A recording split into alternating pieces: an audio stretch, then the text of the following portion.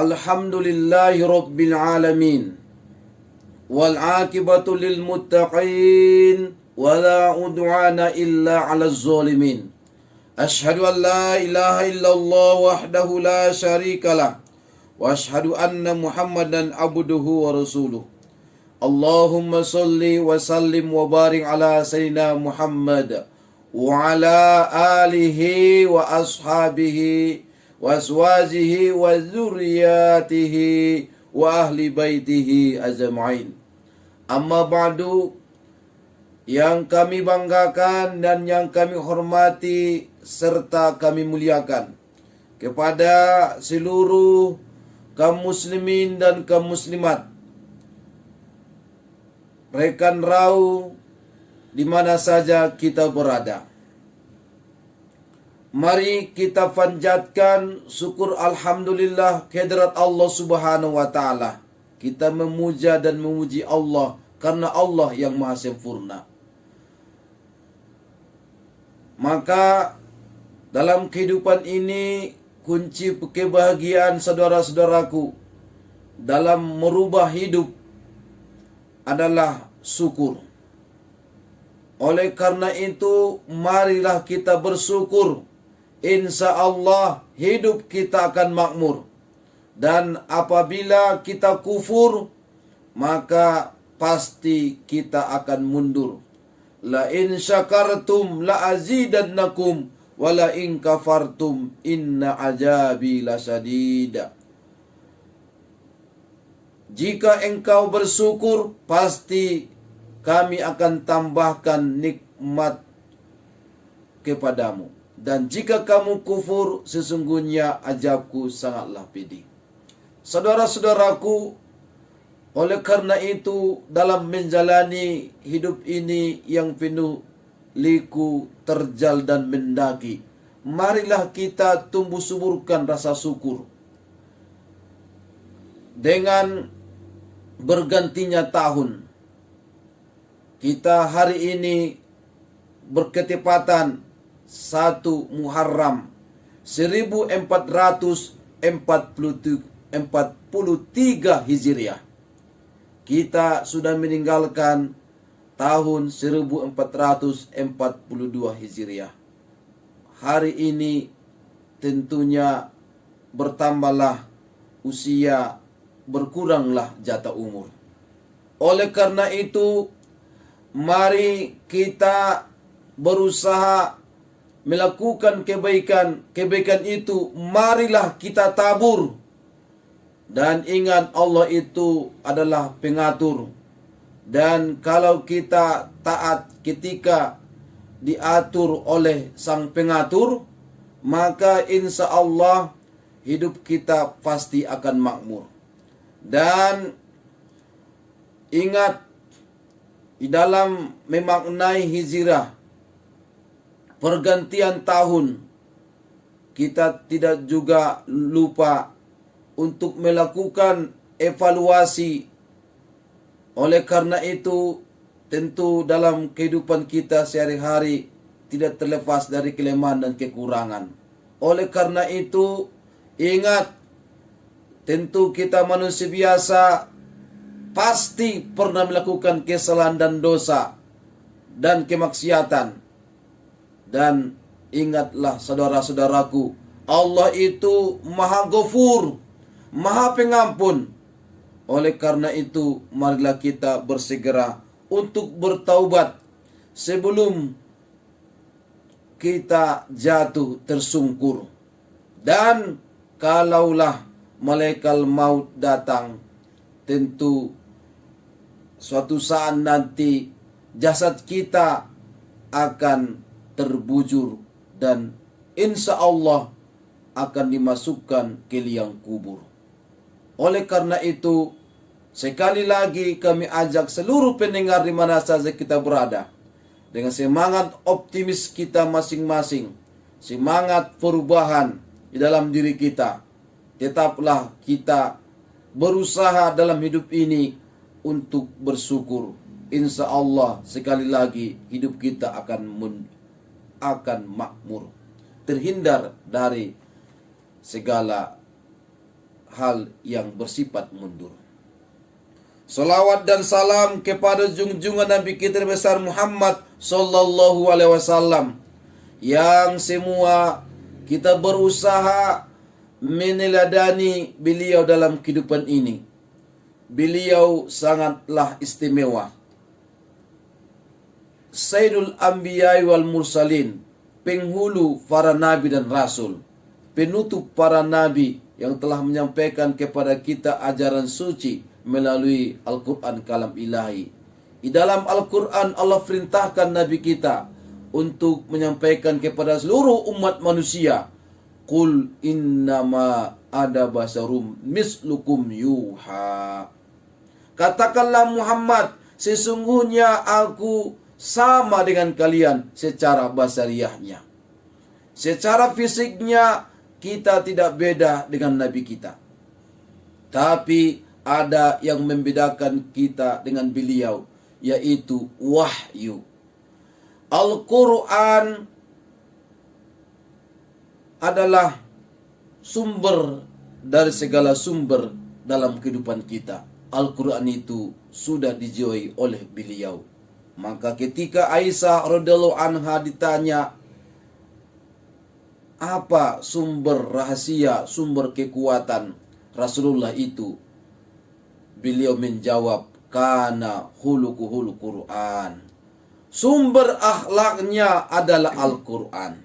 Oleh karena itu, saudara-saudaraku, perbedaan kita dengan Rasulullah ini perbedaan yang sedikit, tapi mengandung makna yang sangat hakiki. Marilah kita merubah diri kita tahap demi tahap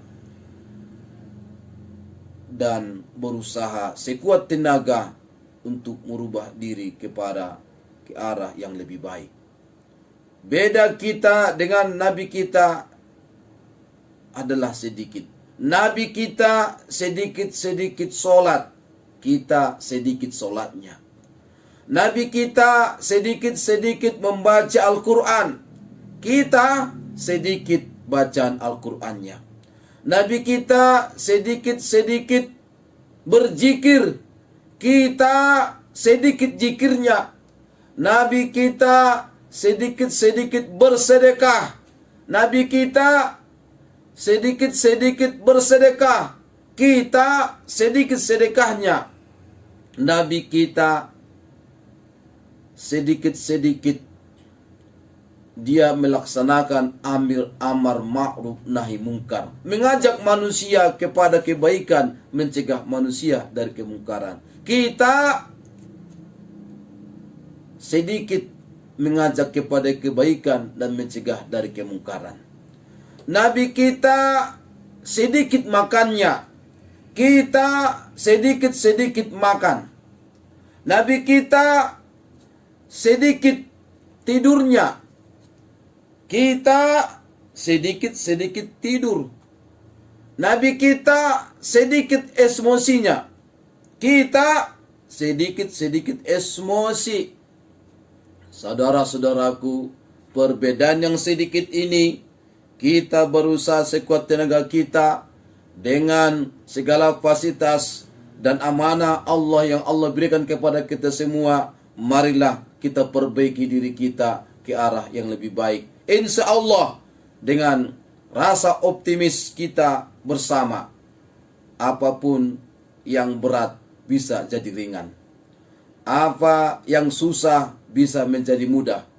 Insya Allah dengan pertolongan Allah. Jikalau Allah berkehendak, ingatlah, innama amruhu ija aroda syai'an ayyakula lahu kum fayakun. Jika Allah menghendaki sesuatu, maka dengan kudrat dan iradatnya dia cukup mengatakan kun fayakun, jadi maka jadilah. Hanya Allah lah, saudara-saudaraku, yang memiliki kekuatan kun fayakun ini. Oleh karena itu, tidaklah ada manusia yang memberikan Allah kekuatan ini.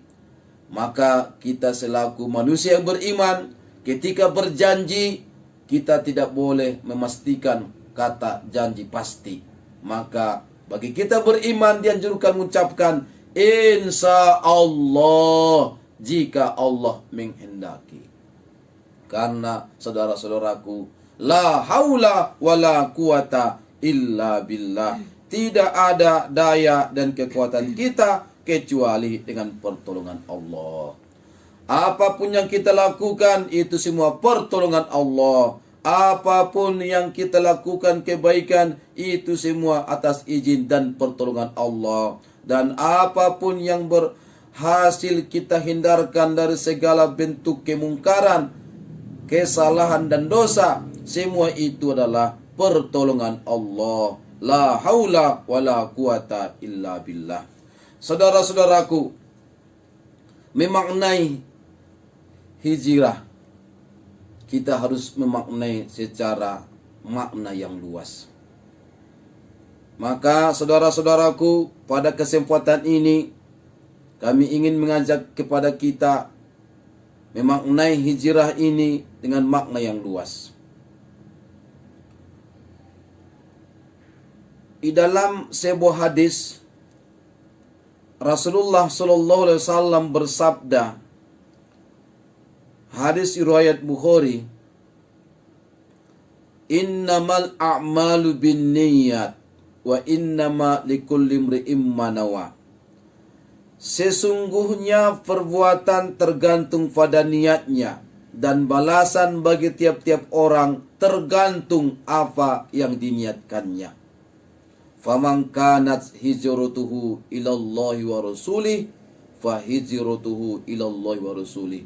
Maka barang siapa yang hijrahnya adalah karena Allah dan Rasulnya, maka hijrahnya kepada Allah dan Rasulnya. Wa man kanat hijratuhu lidunya yusibuha. Dan jikalau dia berhijrah karena dunia yang ingin digapainya, maka insya Allah dia akan mendapatkannya. Atau awim ro'atin yatazawjuha fahizrutu ila ma hajaru ilai.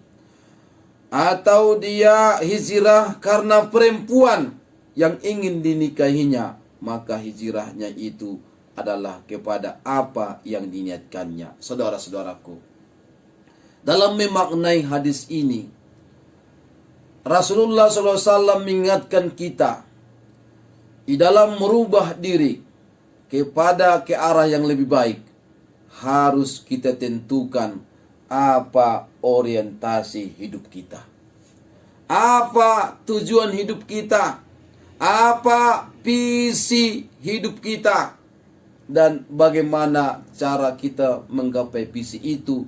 Tentu kita melakukan misi-misi di hari-hari selanjutnya.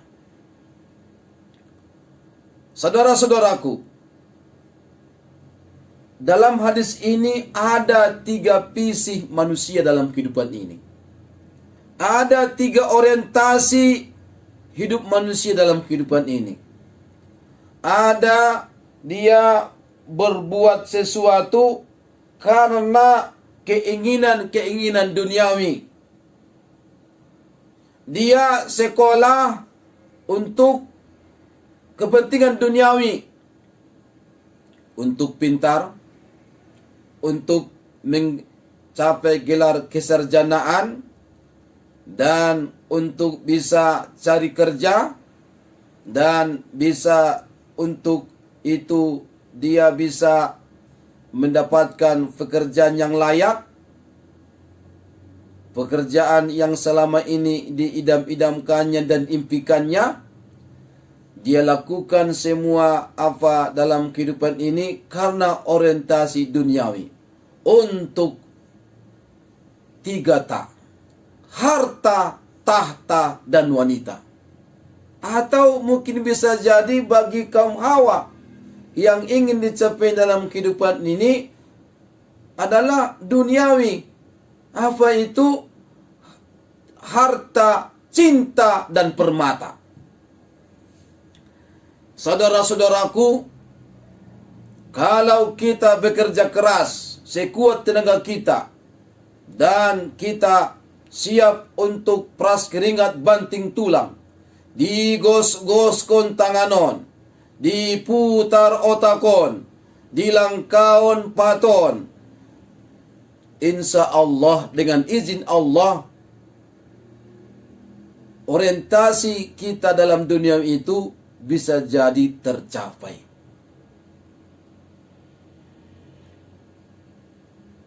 Orientasinya hanya untuk dunia, saudara-saudaraku. Walaupun kita banyak uang, bahkan kita memiliki kapal terbang, tetap hidup terasa kurang. Tidak akan pernah kita alami rasa puas, dan kita tidak akan dapat nikmati kebahagiaan yang hakiki, kebahagiaan yang sebenarnya. Tapi yang kita dapatkan adalah kebahagiaan semu, dan pasti kita akan kecewa, karena harta itu tidaklah bisa memastikan orang itu bahagia. Dengan ilmu yang dimilikinya, tidaklah bisa memastikan orangnya itu akan sejahtera. Dan dengan jabatan pangkat yang dimilikinya, tidaklah bisa memastikan dia akan terhormat. Saudara-saudaraku, itu semua bagi orang yang beriman adalah alat untuk meningkatkan amal ibadat sampai akhir hayat. Saudara-saudaraku, inilah orientasi hidup manusia yang pertama untuk duniawi. Ada orientasinya karena orang-orang yang dicintainya. Dia ingin melakukan hal-hal yang terbaik untuk orang-orang yang dicintainya. Seorang suami siap bekerja siang malam untuk membahagiakan istrinya, untuk memenuhi segala kebutuhan-kebutuhan istrinya. Dan suami siap bekerja siang malam 24 jam dan berbagai usaha dan upaya, jama ulu, jama tot, jama tangan, jama sudah di gereja, sudah sangat gereja, untuk memenuhi kepentingan dan kebahagiaan istrinya. Dan begitu juga seorang orang tua, ayah dan ibu, siap untuk berkorban, berjuang untuk kepentingan anak-anaknya. Dan begitu juga seorang anak yang berbakti kepada orang tua, dia siap melakukan apa saja untuk membahagiakan orang tuanya. Ini semua, saudara-saudaraku, adalah orientasi kita, adalah orientasi yang semu, yang tidak memastikan kita akan bahagia. Bisa jadi, saudara-saudaraku, seorang suami yang sudah banyak berkorban, berjuang untuk istrinya, ternyata istrinya tidaklah amanah. Istrinya ternyata berkhianat di belakangnya. Dan itu bisa kita pastikan suami itu akan kecewa. Dan begitu juga orang tua yang sudah berjuang mati-matian, berkorban. Dia siap untuk menegakkan anak-anaknya supaya mendapatkan kehidupan yang lebih baik daripada kehidupannya, pekerjaan yang layak daripada pekerjaannya, mendapatkan masa depan yang cerah. Bisa jadi anak lupa akan orang tuanya, lupa kulit akan kacangnya. Saudara-saudaraku, tentu orang tua akan kecewa. Begitu juga jika laulah seorang anak berusaha dalam kehidupan ini untuk berbakti kepada orang tua dengan sebaik-baiknya, bisa jadi bakti anak itu disalahartikan oleh orang tua, dan bisa jadi orang tua menanggapi dengan penanggapan hal-hal yang lain, sehingga anak yang berusaha sekuat tenaga untuk membahagiakan orang tuanya, ternyata di ujung cerita itu dia pun kecewa kepada orang tuanya. Saudara-saudaraku, tentu kebahagiaan semu ini akan membawa kepada kita kepada penderitaan. Maka saudara-saudaraku, solusi yang terbaik dalam menentukan orientasi hidup kita, visi hidup kita adalah, saudara-saudaraku, sesuai dengan hadis dari Umar bin Khattab radhiyallahu anhu yang kita bacakan tadi, maka berorientasilah, bersikaplah dalam kehidupan karena Allah. Kita bekerja, kita berjuang, kita berkorban, kita berusaha, apapun yang kita lakukan adalah karena Allah. Kalau sudah karena Allah, maka tentunya segala sikap perilaku kita, cara kita untuk mencapai cita-cita kita adalah cara yang diridhai Allah Subhanahu wa taala. Dan kita pun akan berjuang untuk kepentingan Allah. Sehingga saudara-saudaraku, doa yang selalu kita lantunkan, kita mohonkan kepada Allah, Allahumma inna nas'aluka ridhoka wal jannah. Ya Allah, aku berlindung kepadamu ya Allah. Aku mohon kepadamu ya Allah ridhomu dan surga. Wa na'udzubika min sakhatika wan nar, dan kami berlindung kepadamu ya Allah dari murkamu dan neraka. Insya Allah saudara-saudaraku, kalau orientasi kita adalah berbuat karena Allah dan kita berjuang untuk Allah, insya Allah kita akan mendapatkan atina fid dunya hasanah wa fil akhirati hasanah wa qina adzabannar. Kita mendapatkan kebaikan di dunia dan juga kebaikan di akhirat, dan kita diselamatkan dari api neraka. Insya Allah.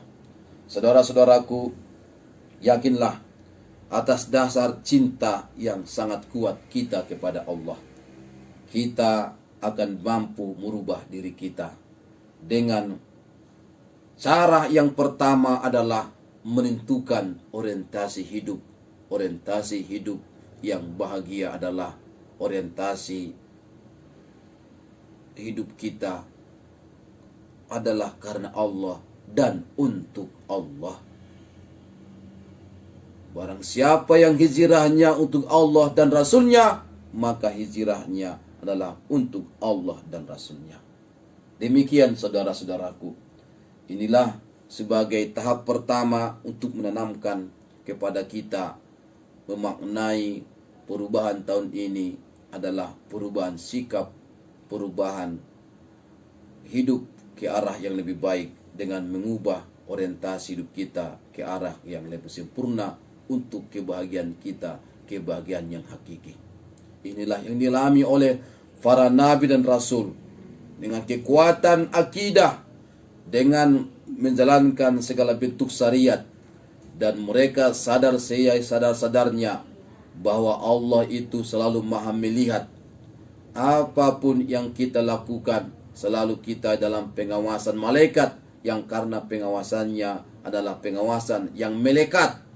Dan kita amalkan Al-Quran sebagai amal solihat, dan insya Allah kita pun makin yakin dengan adanya hari kiamat, dan insya Allah juga pastilah kita ditempatkan di tempat yang nikmat.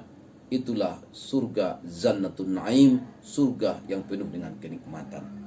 Saudara-saudaraku, kemudian dalam kesempatan ini, dalam memaknai hijrah, saudara-saudaraku, mari kita tanamkan dalam diri kita sikap optimis.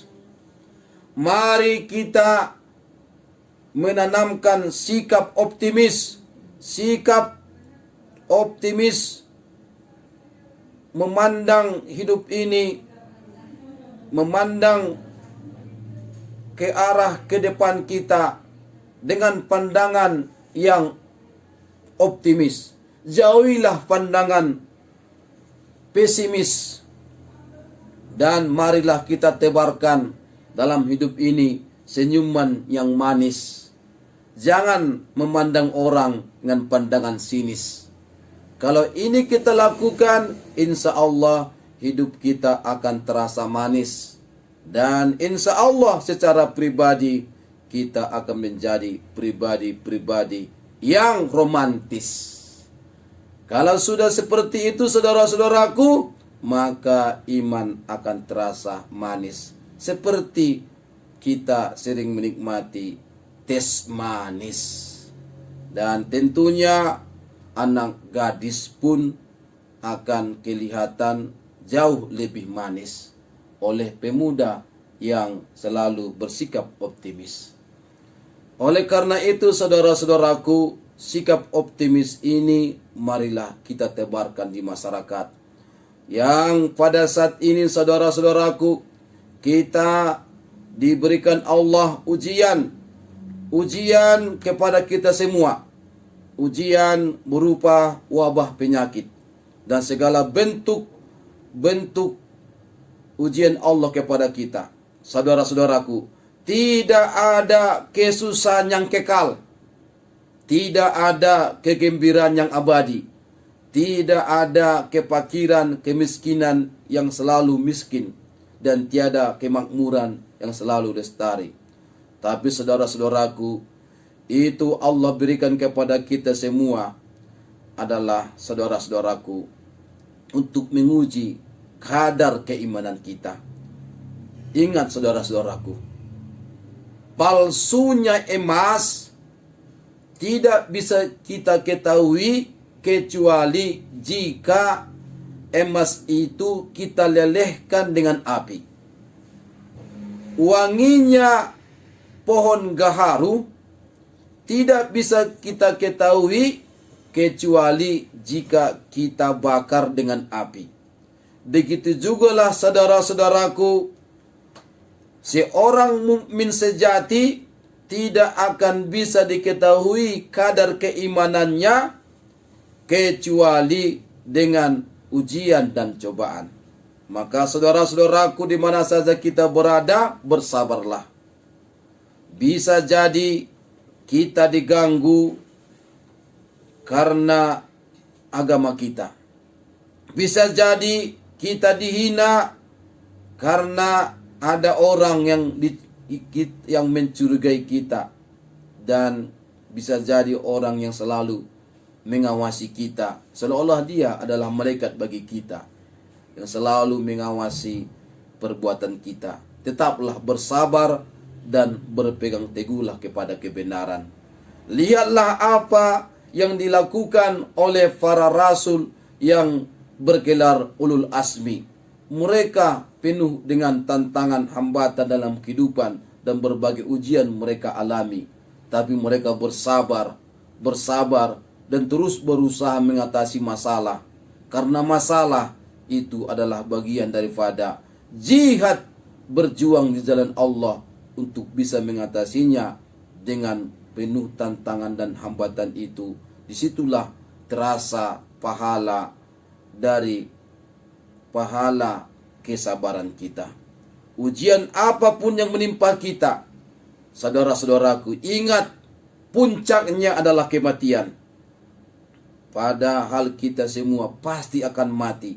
Dalam keadaan kita bersabar karena Allah, maka sejatinya dengan kematian itu telah kita berpindah dari satu negeri ke negeri yang lain yang lebih baik daripadanya. Karena kematian bukanlah akhir daripada kehidupan, tapi awal kehidupan yang kekal abadi.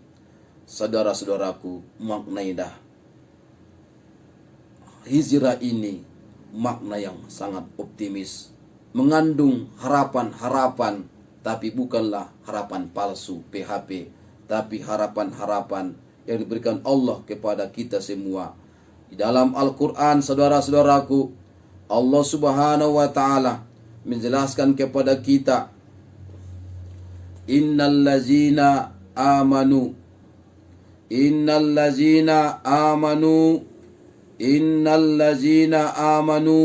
wallazina hajaru wajahadu fi sabilillah Sesungguhnya orang-orang yang beriman, orang-orang yang berhijrah dan berjihad di jalan Allah, ulaika yarzuna rahmatallah, mereka itu mengharapkan rahmat Allah. Wallahu ghafurur rahim, dan Allah Maha Pengampun lagi Maha Penyayang. Al-Quran Surah Al-Baqarah ayat 218.